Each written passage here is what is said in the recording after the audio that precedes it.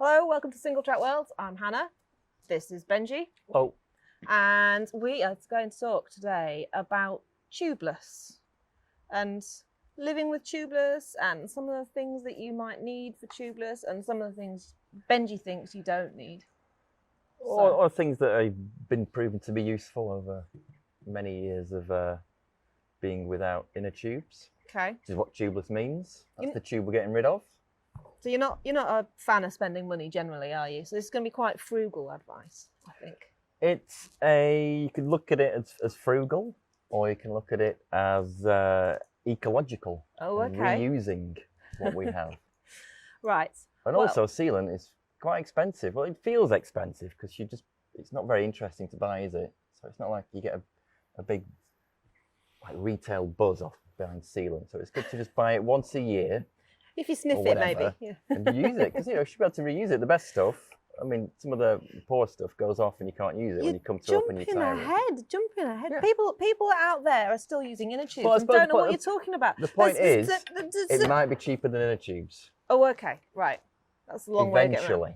Right. So there is one reason to use tubeless is it might be cheaper than inner tubes. Okay, that's fairly tenuous. So can we think of some more less tenuous reasons to go tubeless? Why would you want to? Why I went tubeless when it finally became a bit more user-friendly and reliable, which is not massively that long ago, really, was to do with warding off pinch flats, which is where you hit something really hard and your tyre hits the rim and pinches the inner tube between the two things, and then all your air comes out and you have to keep repairing them. Yeah. And with getting rid of the inner tubes, it doesn't totally get rid of pinch flats because you can pinch a tyre if you're very unfortunate. But you can run your tyres a lot lower pressure, a lot more grip, a lot more comfort, a lot more control, for not really any extra rolling resistance. And if you ride somewhere thorny as well, you can fix on the go. The tubeless will kind of fix it for you if you're lucky, won't it? I think anything like that. I mean, I don't live anywhere that has kind of Garden of England hedgerows, but I imagine I ride over a lot of stuff on the roads. Yeah. Like little bits of barbed wire and bits of stuff. Yeah, bits so of spiky, like tile remnants on rather unpleasant bridleway repairs is the thing that I get.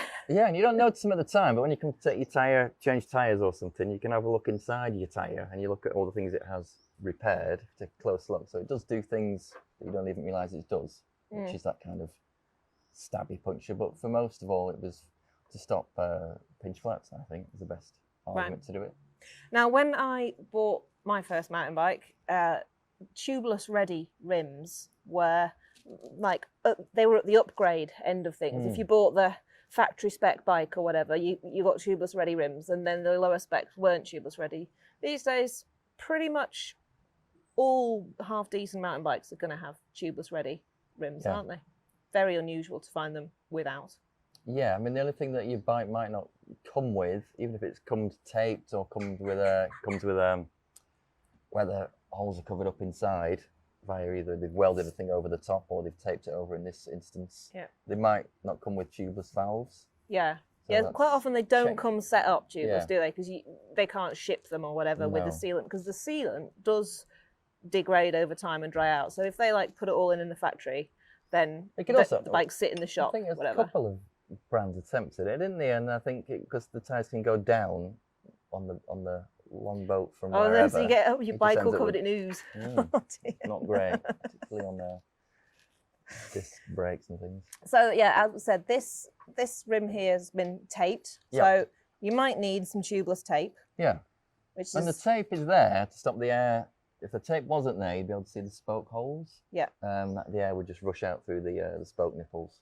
So that's not going to work. So you can get proper, you can convert non-tubeless wheels to tubeless. You used to do that a lot with tubeless kits. You have to make sure you've got the right width tape for your width of rim. And it's not much more complicated than just putting sellotape round. That's kind of what you're doing, really. Yeah. So you've got your tubeless rim, your tubeless tape, or your nipple holes all sealed up. and then you're going to have a tubeless ready tyre. Yes. Yep. Again, most of them these days. I can't imagine what wouldn't be a tubeless. A really cheap one. Yeah. A really cheap tyre that's been sitting around for ages and no one's bought it. That's good. Well, yeah. Have a look on the tyre. It will say tubeless ready on it, or TL, or TR, is it? Yeah. Things like that. But that's just so that the tyre will interface with the rim and create a tight seal, isn't it? That's what Part of that's it's to do with the bead to rim kind of interface. Some of it will just be making sure that it's been sealed inside by an airtight layer of presumably butyl, but I'm not entirely sure. But that's when you used to get certain tyres that you tried to make tubeless, you'd find them weeping little white sealant out the sidewalls because they weren't actually proper tubeless tyres. So then we're on to the sealant. Finally, we have a big tub of sealant here.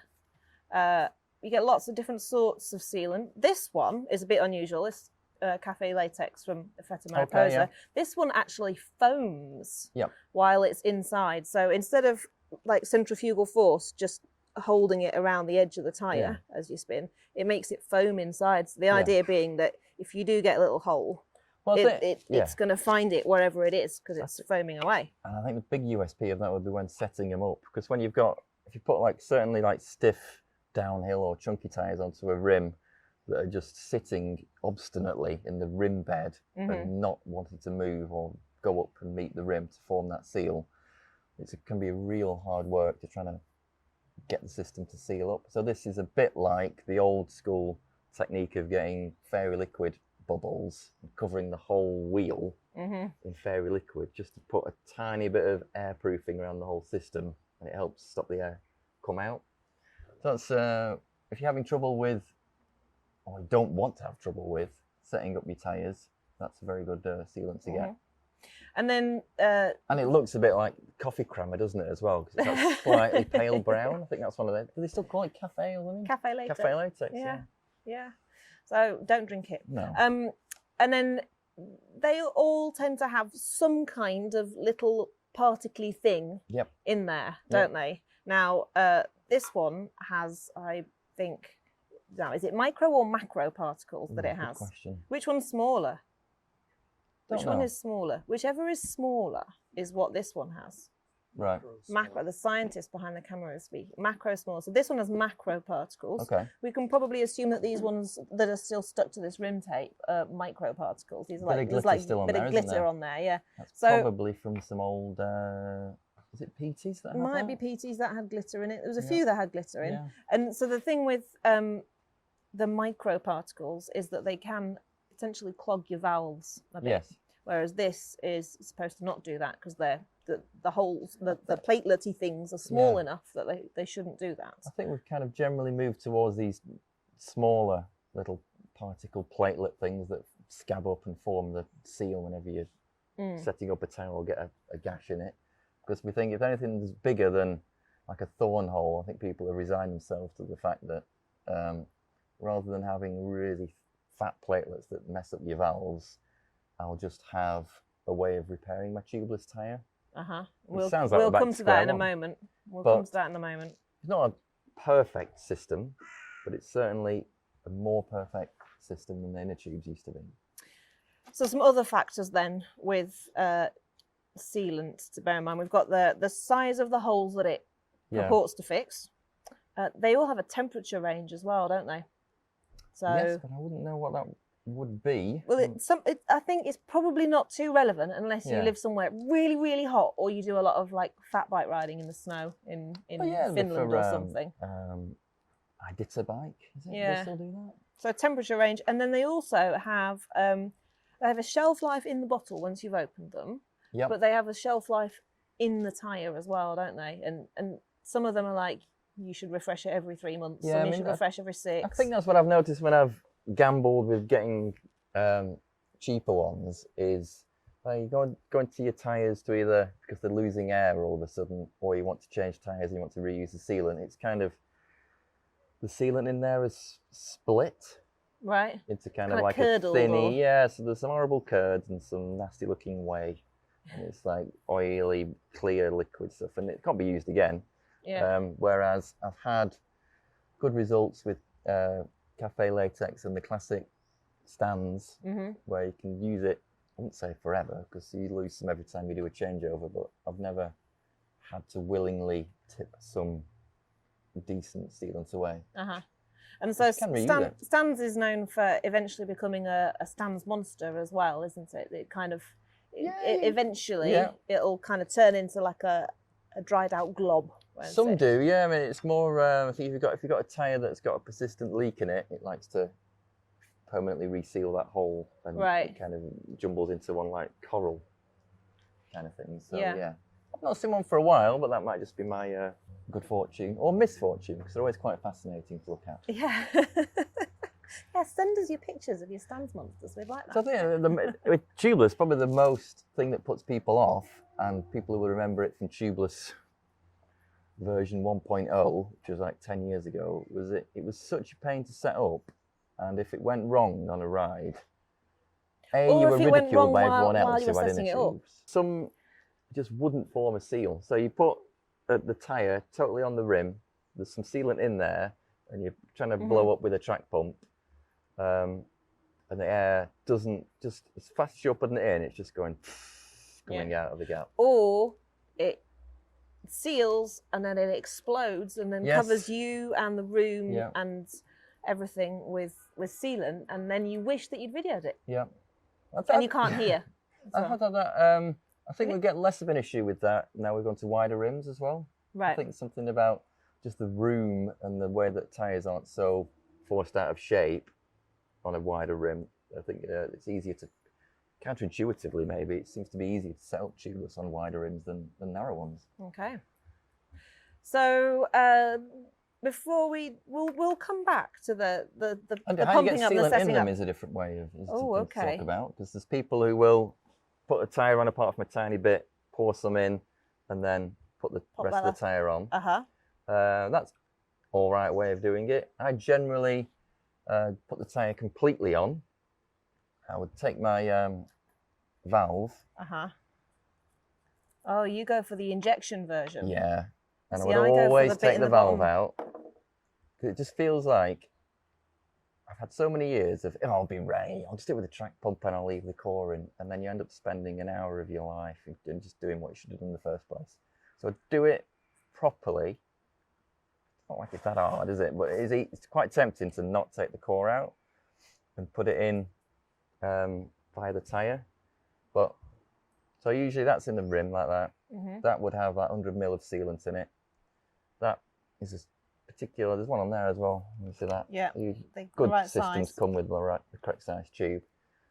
And you can just squirt it in, nice and clean. You know how much you've put in because you can see it. And then let go.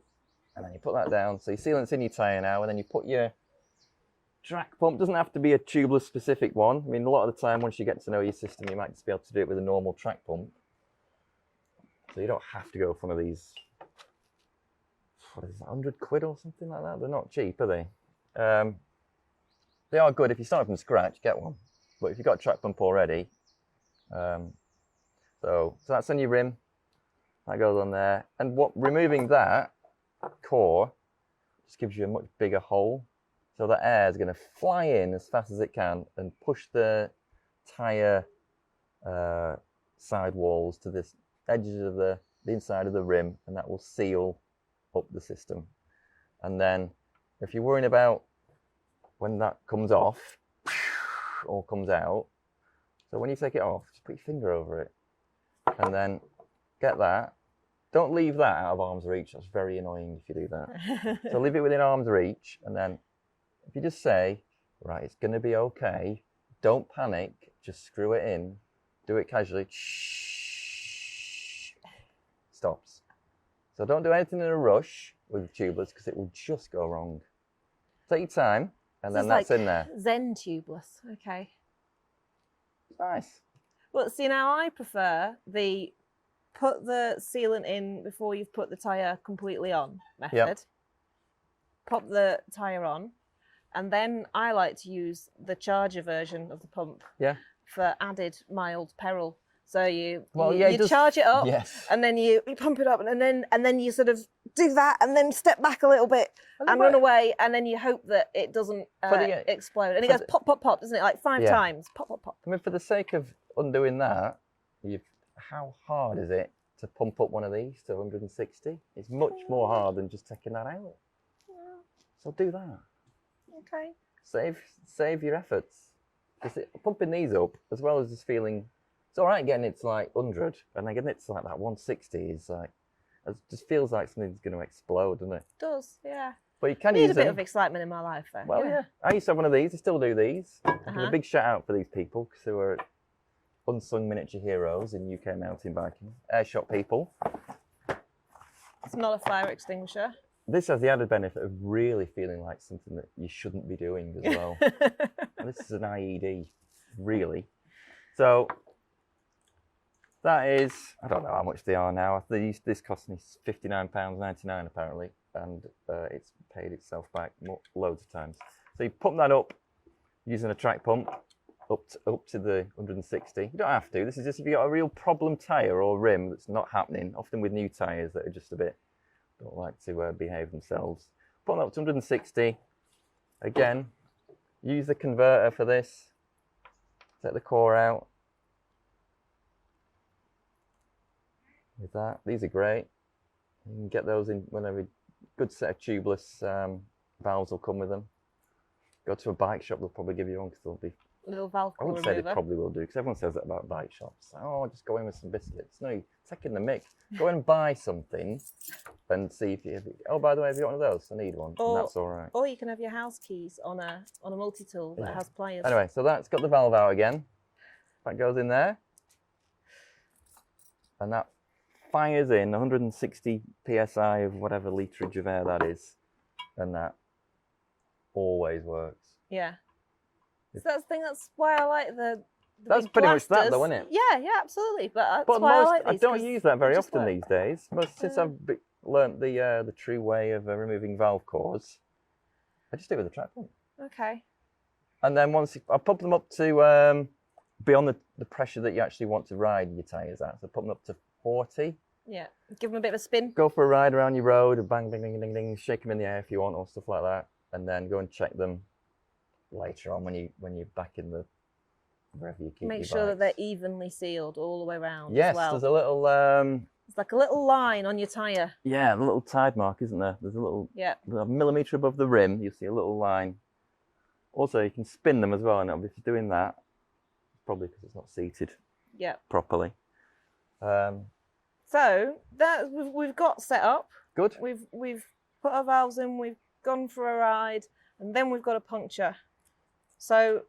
And one that hasn't been solved by sealant. Yeah, hasn't just. Yep. So sometimes you'll get a puncture and you pull the thorny thing out or whatever, and you just need to turn your tyre upside down and give it a bit of a shake, don't you? And the sealant will find its way to the hole and seal up, and that's great. If it's a bit of a bigger hole, you might need to use something like one of these, which is a little tubeless stabby tool. Oh, managed to get the bacon. The bacons have got hot in the sun, I think. So, like this one, you keep in your handlebars. Like a sidewall cut, isn't it? Like I've had it when I've gone over either really sharp rock, or I don't know what I've gone over. Some piece of farm detritus, whatever it's called, and that's left quite a big hole, really, isn't it? Like 5 mil, maybe a bit more. And that sealant is just not going to have it. So this is like a sticky, rubbery string with a fork and a reamer. So if you need to ream the hole a bit, I don't usually bother. I just stick the fork in as quickly as possible with a bacon on it, and that will plug the hole hopefully. And it will certainly fill the hole to a size that's then small enough that the sealant can fill it. So, and usually that means you can be rolling again in no time at all, can't you? Pump it up a little bit and on you go. Touch wood. It's such a rare occurrence that I'm quite happy to leave inner tubes and mini pumps back in the noughties. So, well, inner tubes though. Not everyone. You still need an inner tube. You still need to carry one with you, because if you're tubeless, if you can't repair it on the trail, it's a long walk home. Yeah, that's true. So, and if you're prepared to walk home, then fine, walk home. But if you're in the mountains or somewhere cold and wet, you should have a tube with you, because just sometimes you're going to get covered in the glitter or the sealant or whatever else. It is a messy job, But sometimes it's more important that you just get rolling again and get home and get out of the cold and wet. Yeah. So I think you should always have a tube. So then you get home. Yeah. You've got your tyre that's ruined, and you can't fix it. You've managed to put a hole in the sidewall or whatever. Yep. Is the sealant done for? Do we have to start all over again? Is that what this is for? Oh, this grim piece of thing. I think there's a mum's net thread about that, actually. Well, we shall see. That is, some people use, you know, with that top of aerosol cans, like those top of thing. It's just for, that is a great, it's the same as the inside of a tyre. When the tyre's off, we're trying to get that last bit out, go inside, put that inside the tyre, and it goes up, gets it all in. That will get a lot more than using the syringe will. Okay. And then you can pour that in this thing or put it back in. You can have one, I usually have one that's brand new, and I have one of these manky ones that you just put that back in there. Right.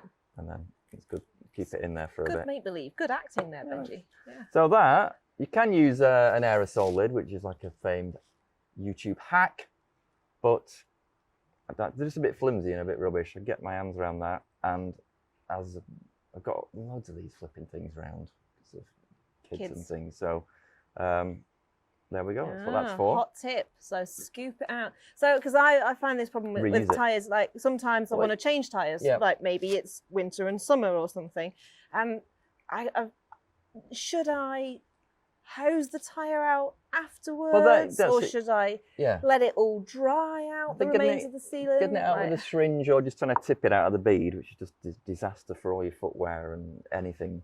Carpet, that gets a lot of stuff out. You'd be surprised at how little there is left in an inside of a tyre if you use one of these. And then I would always, if you've got a hose pipe or any kind of flowing things outside, just rinse the inside of the tyre, because if you leave sealant inside a tyre, at the edge of it, it will get like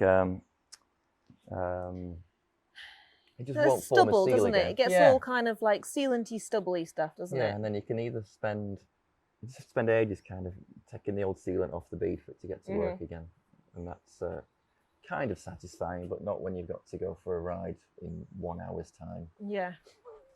And you're in a rush. So okay, some things that you need: sealant. These things kind of nice to have. Definitely makes you get the best out of having tubeless, doesn't it? If you've got some tools. This is in your, you don't need it at all. You need a trap pump. Yeah. But you don't have to have a fancy Airshot type thing. Certainly, you could go and see how you get on with just your normal track pump. And if you do find that you can't get that track pump to behave, even with the removing of the valve core, you're going to need an additional something. Thing. Yeah. Yeah. So let's imagine you're a new mountain biker. You haven't got a pump at the moment. Should you be going out and buying one with one of these built in anyway, or should you just go for the cheapy track pump and probably hope for the best? In the real, there'll be one on sale somewhere, won't there? One with a there'll be a tubeless in play. There's always, you can always dig around and find it. Well, probably not these days actually, but I'd certainly have a look around for one in the sales if you can find one. Okay. And I'm not sure if I could recommend one over any others. They've all seemed pretty good. Yeah. Toe peak, sealant, top peak, they're pretty good. How do you say it? And sealant, you think that's worth spending money on a reliable one? Yeah, because whenever I've gone for some bargain basement stuff, it hasn't been, it's either stopped working after, I don't know, I'd say a few months, a few weeks, and it certainly isn't usable when you go and crack open the tyre and it's like some kind of you ever cooked your own? No, but back in the day I did know someone who probably still does. Shout out to Dr. John, who used to grate his own UPVC particles.